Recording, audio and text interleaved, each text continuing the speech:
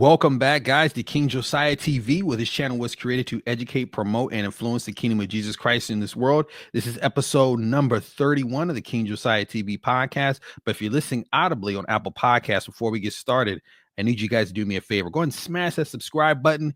Give me a like before we get into it. As well, if you're listening audibly on Apple Podcasts or Spotify, go ahead and give me that follow button as well. All right, guys, let's go ahead and get into today's show. Watch giants fall like Goliath. David, I dance. This ain't no tick-tock. God told me that my steps was ordered. Walking in flip-flops. Chris Rock, how they laughed at me. Guys, so we're going to go ahead and jump right into today's show. The first thing we're going to talk about is Voddie Baucham. He is an evangelist, an apologist, and a very outspoken voice in the Christian community. I'm pretty sure a lot of you that are involved in the Christian community know about him or have heard about him. And he just recently did a interview podcast, which I honestly haven't seen him sat down and do very many like interview podcast type of shows, but he sat down and had an interview, and I just wanted to take something away from it. He had a few things that he was talking about, but the first subject that he got into was pretty much blind allegiance to things as believers and in contradiction to the world. But let's go ahead and pull this up, guys. We're going to jump again right into today's show. I'm going to talk a lot today, but let's pull him up here. Standing up for women's sports, Mm-hmm. standing up for pro-lifers Mm-hmm. who have been persecuted under the last administration. They're seeing all these things that are happening. Yeah. That a lot of Christians were saying this is why it's him and not her, and they're kind of being hesitant because they don't want to say, "Oh, that was a good choice." You know what I mean? Yeah. Because they whatever. Yeah. I'm. You feel though at some level that Christians should feel some relief or excitement in this particular moment? Yes. It is the kindness of God when the stuff that we were seeing, children were being given puberty blockers, cross-sex hormones. Children were being surgically. I mean, that's so true. I mean, Voddie, what he's speaking on here, I mean, there was a lot of things that were going on in our country that I feel like Christians, because the masses, which, I mean, everybody pretty much voted for, you know who, without saying the name, everybody pretty much voted for a majority of the country, but a lot of people don't speak up, especially Christians, because they think that because if they speak up on this, if they speak up on, oh, they're proud of these things, that these things are no longer in our society, that it's a bad thing, which you should be shameful of these things. These things are actually things that God would want, things that are according to the Bible. Surgically mutilated. Yeah. In the name of an ideology, This is crazy. And if you've ever listened to the testimony of a detransitioner, it's gut-wrenching. Yeah. We've had at least one on the Maybe God podcast. Yeah. Chloe Cole. Yeah. And then, the adversary is always calling light darkness and darkness light, good evil and evil good. In the NIH's own research, there's a piece that I keep on my phone to show people. People who underwent these treatments were 12 times more likely to be suicidal than those who didn't. Yeah. And what were we told? They need to do it so they won't be suicidal. Yeah. You can have a dead son or a live daughter or whatever. And that's the crazy thing. A lot of people were being lied to. This is something that they need. This is something that if they don't get, they're going to commit suicide, that this is harmful to these people, when actually them mutilating themselves, them doing these things is actually going to create more harm. And Voddie, I was just cross-referencing what he said when I was doing my my research on this video, and Voddie was exactly right. I mean, if I actually looked it up, just to read it to you guys, to give you guys just some better context on what he said when it comes to transitioners and their actual suicide rate, individuals who underwent gender affirming surgery had and he said 12, right? Didn't he? Had a 12.12-fold higher suicide attempt risk than those who did not. Compared to the tubal ligation and vasectomy controls, and the risk was 5.03-fold higher before the prostate matching and remaining significance at 4.71-fold after matching. For the gender affirming patients with similar results with, I'm not even going to say that last word there. Just last part here. In conclusion, because I got this off pretty much it was a government website. Patients who have undergone gender affirming surgery are associated with significant elevation risk of suicide, highlighting the necessary for comprehensive post procedure pretty much psychiatric support that they would need. So I mean, Voddie's not lying. I mean, a lot of these things pertaining to especially these transgender things, they're not transparent on at all. And and so I don't think there's anything wrong with celebrating Not at all. these things that are happening. Nor do I think that we have to like not celebrate just in case there are things that are coming that we won't agree with. Of course, there are things that are coming that we won't agree with, right? Yeah. But and that leads me to another thing. There's this mindset that in order for you to befriend someone or promote someone in any way, you have to sign off on everything they say or do, which is just, it's absolutely ridiculous. It's blind allegiance. No one has blind allegiance to anything. I mean, a lot of people do nowadays, but blind allegiance isn't something that's wise, and something that nowadays has been misconstrued as love or misconstrued as the right thing to do, which is not true. You don't have to do that. Sure. We can say, man, that's great. That's great. That's great. Nope. That's bad. Stop that.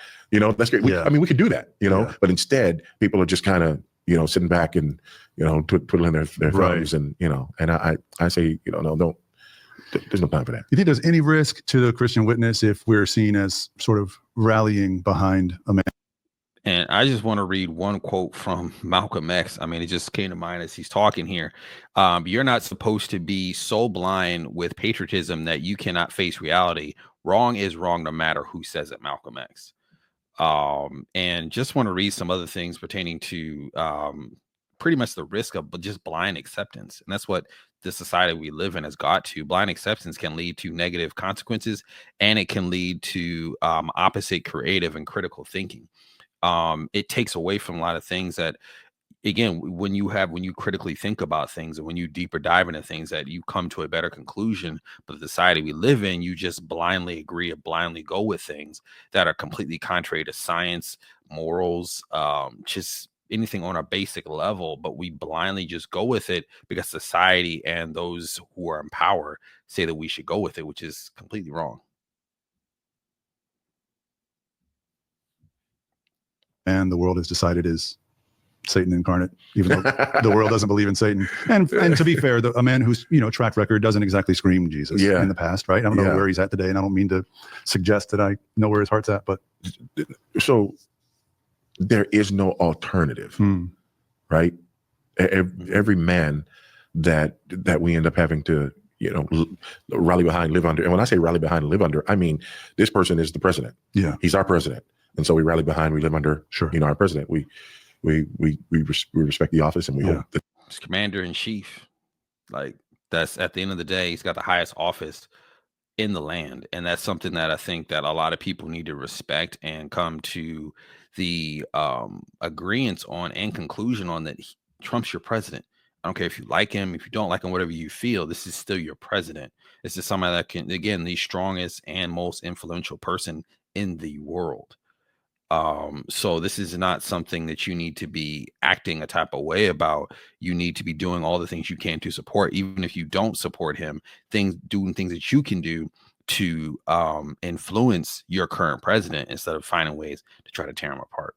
That this person, whether he's our guy or the other guy, somewhere that got lost. Oh man, somewhere that got lost, right? Yeah, where it's like, hey, that's not the guy that I wanted, but he's our president, and I hope he does well. I hope he, I want him to succeed. That's not the case anymore. That's not the case anymore.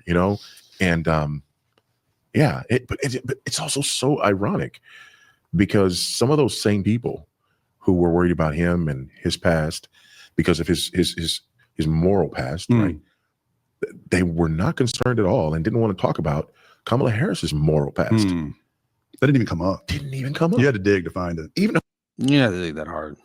You didn't. There's so much stuff on her, from her lying about her race, from her lying about, certain things in her relationship past. There was a lot of moral stuff and how she was a judge. I mean, you go down the list, but No, you didn't really. Yeah. Right? You had to be intentional. But I mean, as far as Christians who are just so, no, because this guy, they weren't saying to people on the left, do you know who she is morally? Yeah. Interesting. They weren't saying that. They were only saying that to people on the right. And there's this thing that I have, we poke left and punch right. Right. Yeah. That's funny because I didn't actually think about that. Like, that kind of, I never sat back and thought about that. No one really asked, what's morally wrong about Kamala? No one ever asked that. What was morally wrong about the Democratic side? But anybody that stood up and said they were voting for Trump, you were morally wrong. There was so much morally wrong with him. And it's funny how the enemy always tries to paint things that God is putting in front of us as evil, and he puts what's good looking like it's bad and what's bad as if it's good. And that's how the world was exactly presenting both parties. And we do it because we're so afraid of people. Yeah. We do it because we want people to think that we're kind, and Sure. want people to think that we're gentle. But we do it because we've been deceived into believing that people don't really hate the gospel and they don't really hate Jesus. They just don't like how we present it. Yeah. Well, read your Bible. Yeah. Right? Right. They hate the gospel. They hate Jesus. They'll tell you that it's how you present it. And then when you switch how you present it, they won't like that either. And ultimately, they'll push you all the way. Yes, I mean, Voddie's 100% right. The gospel, every time it was preached in the masses in the Bible, a lot of the prophets were either jailed, killed, martyred. I mean, you could go down the list, skinned alive, crucified. I mean, they were not well accepted. So when does the gospel become a palatable message for the world? It never has been one. We're back into the corner where they say, no, what we really want is for there to be no gospel. Yeah. For you to be like us. Yeah. Yeah. And so I don't have time for that. I don't have time for worrying about that. And, if I'm happy about, this, that, or the other, worrying about how people are going to, identify it. And well, I got some bad news for you, Voddie. Yeah. I don't know if you've heard, but if you support Trump, you ain't black. Yeah. I'm going to move forward just a little bit. They're going to get into a little bit different subject, but we're going to go ahead and move forward a little bit in this interview. There was another part that I just wanted to touch on. He talks about the Christian message versus the world's message. And I really like what Voddie said here. Voddie, I said his name wrong. They're complete contradiction. Yeah. But they're all part of the same alphabet soup, right? And in the eyes, people are intersex. That's a legitimate biological endocrinology. Yeah. That's a condition. And they're like, why are y'all pulling us into this? And then so the question comes, how do you put all this stuff together? Why do you keep smashing all this stuff together? Well, in the neo-Marxist ideology, if you've ever seen one of these oppression wheels, you have at the center, the oppressive idea, and on the outside, the ones who are oppressed or whatever. And at the end of the day, whether it's, your sexuality, this whatever, the oppressor is a white, male, heterosexual, cisgendered, able-bodied, native-born, so on and so forth, and eventually get Christian. Right. At the end of the day, the worldview of the oppressor, the worldview that creates the oppression, is the Christian worldview. Yeah. Okay. It's the white Christian West, right, that creates the oppressive worldview. So, and that's crazy. I mean, we were just talking about that last week when we were talking about Christian nationalism, and we had a black pastor that was on stage, talking about again who the oppressor was, and he was talking about the extreme side of Christianity, the colonizer, the white person that that killed the Native Americans, didn't want women to speak, like this extreme version that hates people of color, Christianity, which is how the world pictures someone that says that they believe in the gospel, they believe in God, and they want it to be something in our society, which is not what we're pushing for, and which is not what Christianity is. That is not remotely what it is. It is a perversion of Christianity. What unites all of these people in the alphabet, even though they're ideological contradictions of one another, is that they are a rejection of the Christian worldview as it relates to sex and sexuality. Therefore, they are sexual minorities, just like other people are racial minorities. Yeah. Right. And so when you understand that all of this kind of is an outworking of the same, neo-Marxist oppressor-oppressed paradigm, right, it really brings everything into sharp relief. So you're saying it was on some level intentional to sort of equalize the standing of LGBTQ plus people with racial minority groups. Absolutely. So that they could be lumped in with or have their own version of the civil rights. I mean, who was talking about it? I think this last week, I think it was, my God, he's slipping my brain right now. He's a black activist guy, and he recently just came out and he was talking about this, that, Obama and all these other people have came out over the last, the Obama administration into the Biden administration, was to intermingle Black people and LGBTQ and act like it was under the same umbrella so that we would bind up with them, because the Black man wouldn't accept that. Had it not came from another Black man or other entities that tried to get us to think that their struggle was our struggle, and that if you were Black and you went against LGBTQ, you were essentially going against yourself, which is wrong. Absolutely. Yeah. Yeah. And fundamentally, we should think of that in a very different category than racial identity. Yeah. Yeah. But tell me why, from a Christian perspective, why that is the case. So when you talk about a person's ethnicity, you're talking about an immutable characteristic, and you're talking about something that God absolutely makes for his glory to demonstrate his grandeur in his creation. When you talk about people who are expressing sexual deviance, you're talking about people who take something that God made for his glory and are actually dismantling it and undermining it and destroying it. And the evidence of that, of course, is that it bears no fruit. Right. That's hard to argue with that. Yeah. It bears no fruit. It's impossible, for it to bear fruit.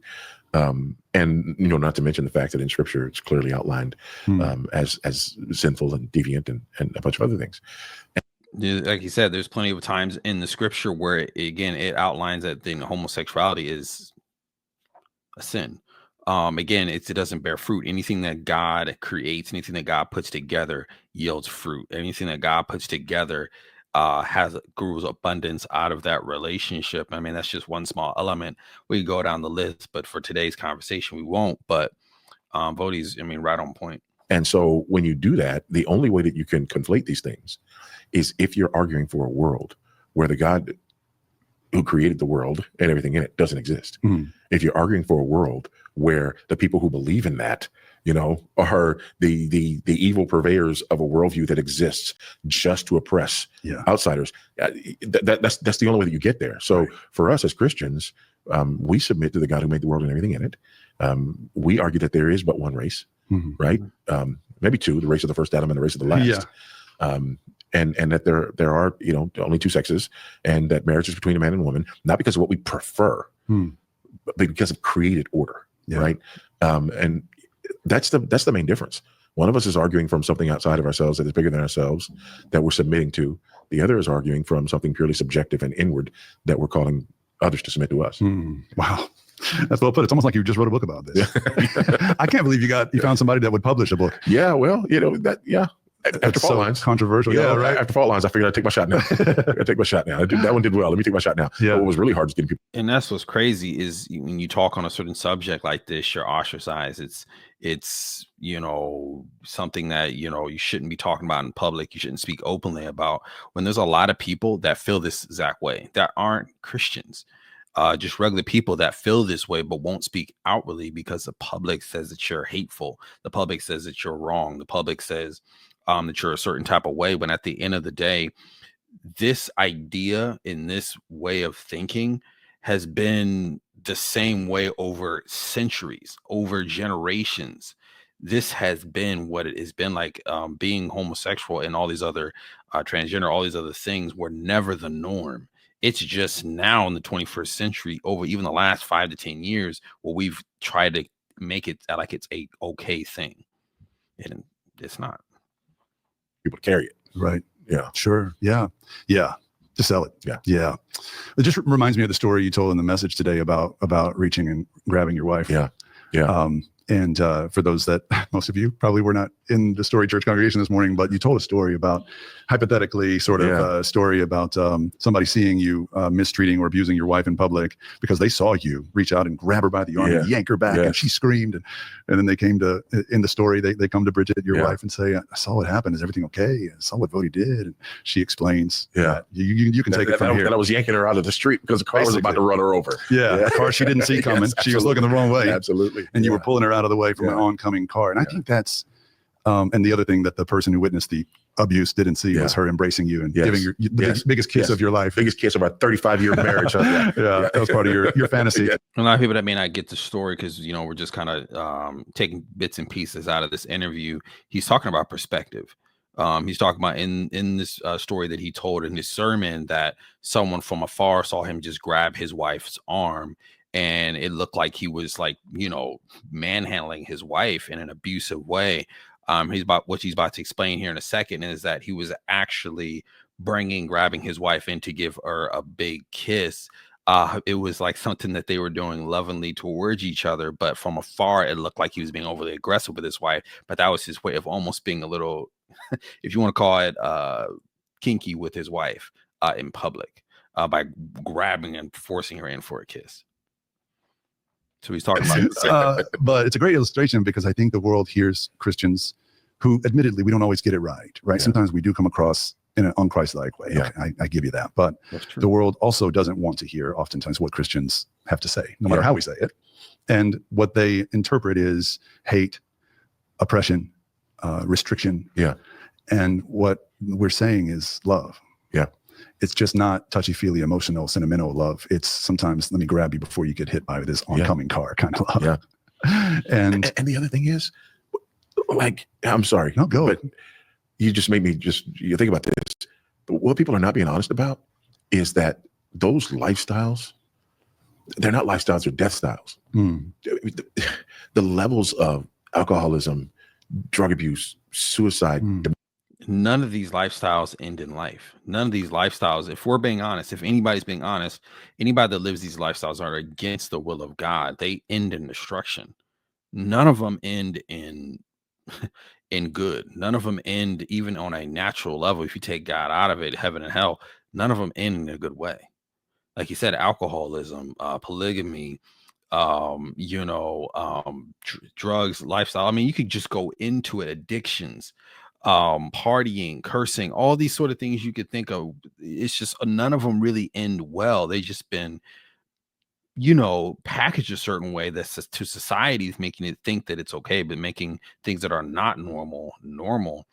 And so it just kind of reminded me of, Christians, what we're supposed to do is, again, we are the light in a dark place. And, we have to be able to be wise enough and as well have enough courage enough to still stand out on faith, even when people would come against us and say, no, that's wrong. We don't want to hear you. Shut up. Be quiet. We don't want to hear that Christian rhetoric. I think the verse in Matthew 5, starting in verse 14 through 16, talks to this. It says, ye are the light of the world. A city that sets on a hill cannot be hid. Neither do men light a candle and put it under a bushel, but on a candlestick, and it's given light unto all that are in the house. Let your light so shine before men that they may see your good works and glorify your Father which is in heaven. Matthew 5 and 14 through 16. And I think that illuminates right there what Voddie and this gentleman are saying. We have to let our light shine. Let your light shine, regardless of what the world may say, regardless of people around you, people in your family, your workspaces. We have to let our light shine, because the world, if you ever been in a dark room for a long period of time and somebody just shines a random light in the room because your pupils are small, it hurts. And you almost get mad at somebody for that. You know what I mean? That's the same thing how it is when you preach the gospel in the world. The world is dark and you're spreading light in a dark place where light hasn't been shown, and it hurts initially until they realize what the light is, until they realize the benefit of the light. Well, I'm gonna let him finish this conversation. We'll move on. Domestic violence within those types of relationships, the greatest levels of domestic violence in relationships in our culture, they're not male female, they're female female. Domestic violence is off the chain for lesbian relationships, right?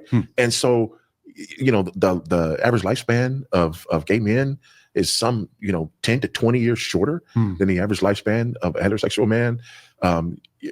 The movies and television programs present this in this wonderful, happy, rose-colored way, but it's not so. People who are going through these transitions, their lives are a wreck. Not just emotionally and spiritually, but also medically. Wow. They become perpetual patients for the rest of their lives because of the stuff that they're trying to do. So I think we need to get rid of that myth too, because the myth is that there are these people who are out there just experiencing their best lives. They're the happiest people in the world because they're finally being true to who they are, you know, quote unquote, following their hearts. They're finally following their hearts. It's all a mask. At the end of the day, it's all a mask. It's all the devil trying to make darkness look like light. Guys, thank you again for listening to the King Josiah TV podcast. This is episode number 31. Again, if you're listening on YouTube, if you haven't already, smash that like button, guys. I need y'all to smash the like button, share, comment below. I want to hear you guys' your guys' input on this subject, guys. Talk to me in the comments if you're listening audibly on Apple Podcasts or Spotify. Go and hit the follow button, guys. Thank you guys again for listening, and you guys enjoy the rest of your day. I will see you next week. But my salvation on me like it's a helmet. The wages to sin is death, for send you to hell quick. Wanted to be all about me, God, I was selfish. I was rebellious.